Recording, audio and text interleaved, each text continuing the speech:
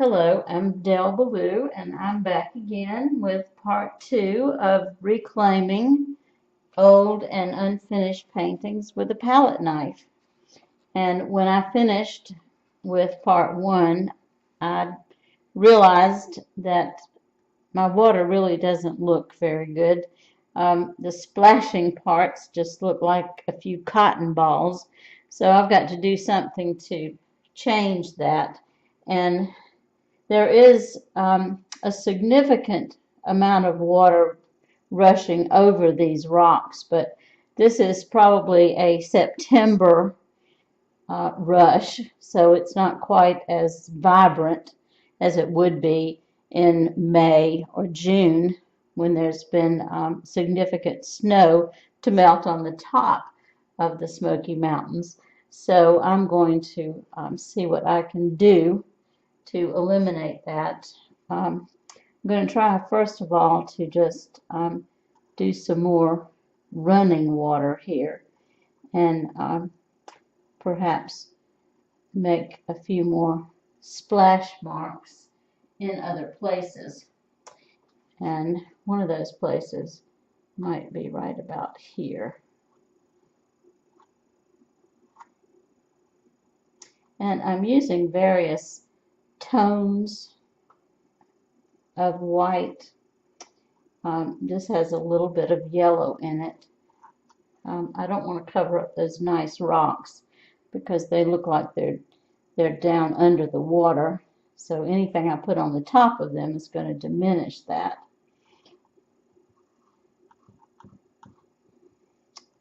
So I'm going to vary this a little bit up here so there's not too much contrast going on. And this in fact is what the water looks like when it's coming down and it's rushing up on itself. And so I'm going to leave that now for a little while. And I'm going to work on the highlight areas of my rocks using various shades of gray.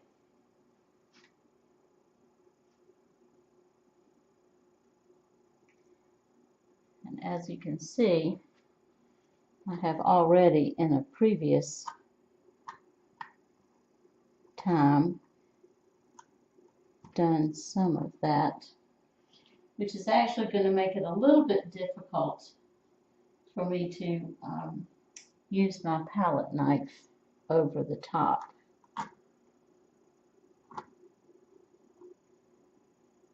Because the palette knife works best when you work it over a smooth canvas and create the texture with the palette knife. But once you've done that, it makes it a little bit more difficult to work on the same canvas. But I'm not going to be undone about it. I'm just going to work as if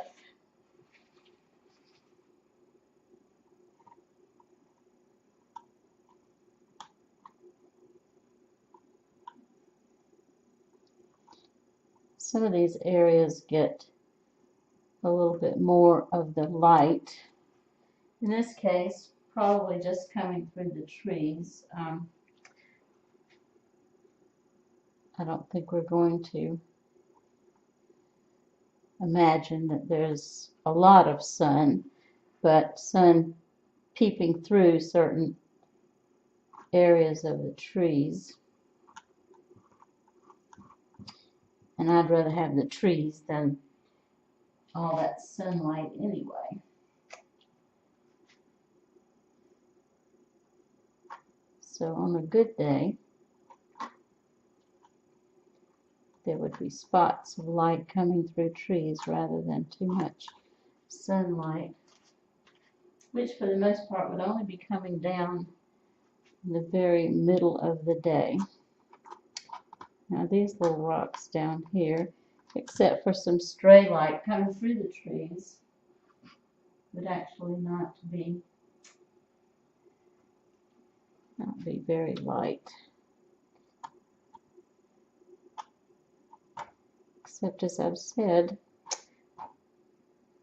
my painting, in this case my rocks. So I'm going to have my way with where this light's coming from.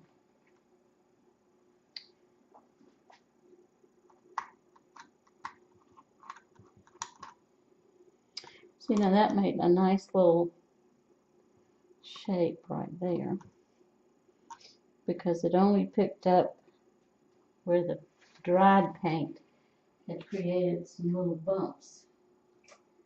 So that was a good thing.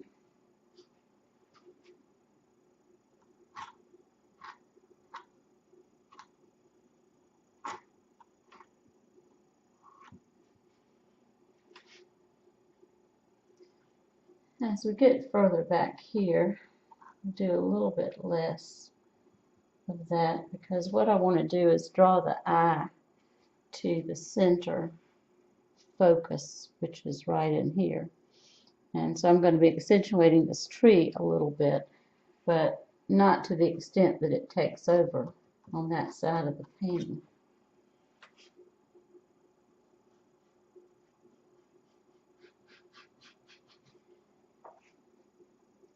You should actually have motive in your madness.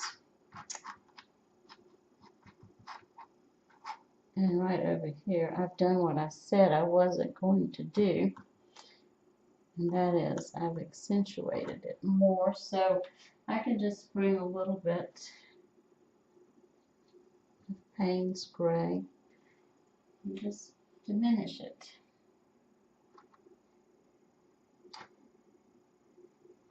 In this case, I could actually just wipe it off, but I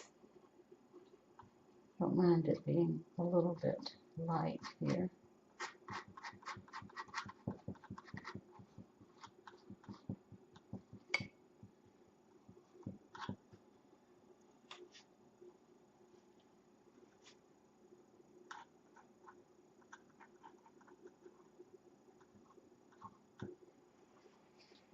Actually getting very much paint on my palette knife. And that's something you sort of have to deal with as you go along. Now, how much is enough and how much is too much. I'm just loving what's going on right there.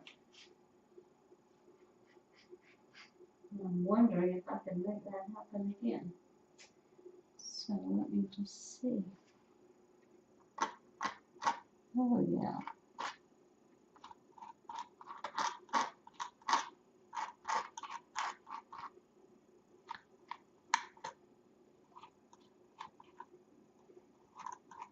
And like everything else, you don't want to have too many repeat patterns.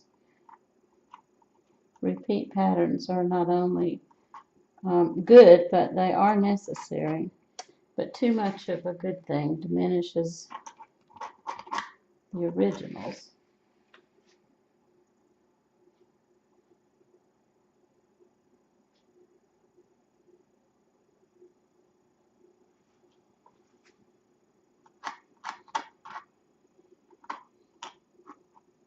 Whoops, didn't mean to do that.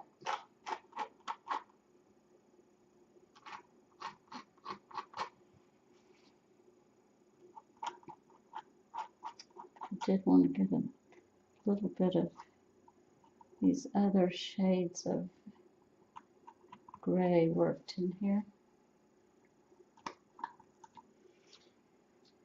Just don't want it to look like a patchwork quilt.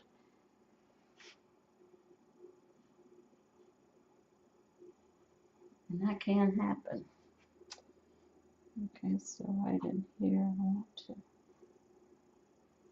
change what's going on.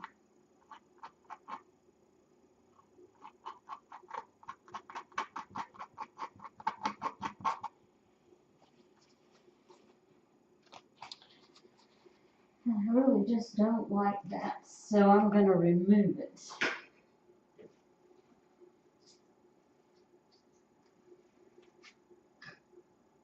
I'll find my paintbrush.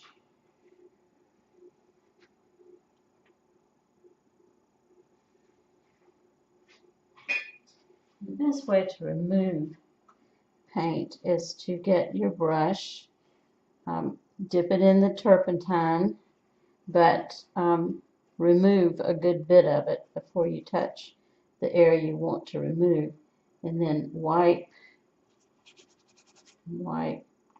Actually, we'll call this swipe and wipe, because if you don't wipe every time you've wiped some paint off, all you're going to do is smear it on the canvas. And it's kind of a difficult thing to remember to do. I'm going to bring that in on purpose. If I were trying to remove that completely, I would not do it that way. And while I'm here, I decided after looking at that, it was too light for that side of that rock. So I pulled in some of my shadow color, but it turned out it was too alizarin. So I just picked up some Prussian blue and brought it into play. But I don't want to get it too dark over here. Okay, that's better. Now my paint is acting a little bit like a glaze because it has more turpentine than paint.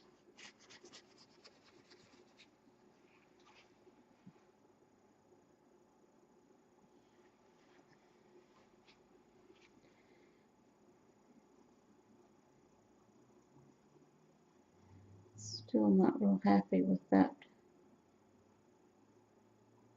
water over there.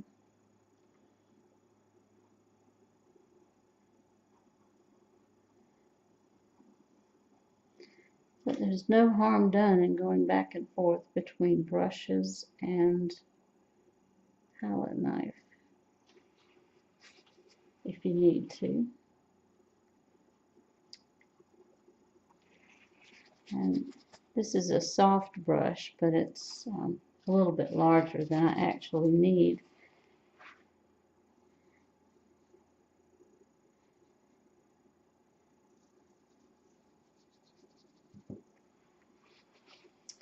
I'm going to try to pull this over some so I can work on the tree without getting in front of the canvas.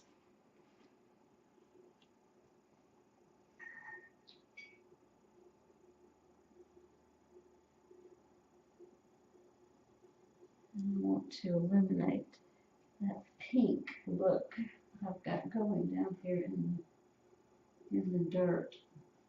It is kind of a red clay, but not quite that red. Oops, not that yellow either, but see how you can just blend that in?